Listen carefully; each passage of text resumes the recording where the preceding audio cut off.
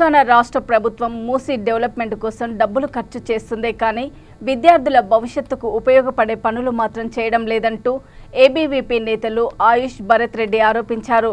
పెండింగ్లో ఉన్న స్కాలర్షిప్లు ఫీజు రియంబర్స్మెంట్ల విషయంలో రాష్ట్ర ప్రభుత్వం వ్యవహరిస్తున్న తీరుకు నిరసనగా నేడు కుకట్పల్లి జాతీయ రహదారిపైన రాస్తారోకో నిర్వహించారు.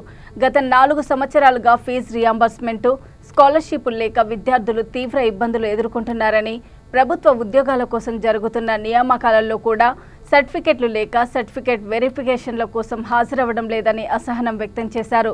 ఇప్పటికైనా రాష్ట్ర ప్రభుత్వానికి చిత్తశుద్ధి ఉంటే వెంటనే పెండింగ్లో ఉన్న అన్ని బకాయిలను విడుదల చేసి విద్యార్థుల భవిష్యత్తు ఆదుకోవాలని వారు డిమాండ్ చేశారు.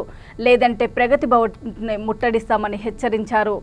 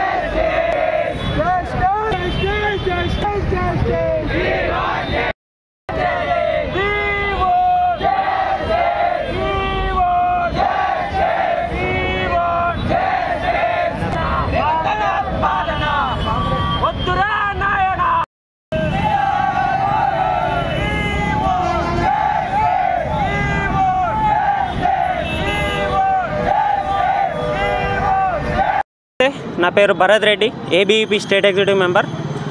మనకు రావాల్సిన విద్యార్థులకు రావాల్సిన ఏవైతే 7,500 కోట్ల పైగా స్కాలర్షిప్లు పెండింగ్లు ఉన్నాయో అవి తత్వరమే విడుదల చేయాలని చెప్పి తెలంగాణ రాష్ట్ర ప్రభుత్వాన్ని డిమాండ్ చేయడం జరుగుతుంది.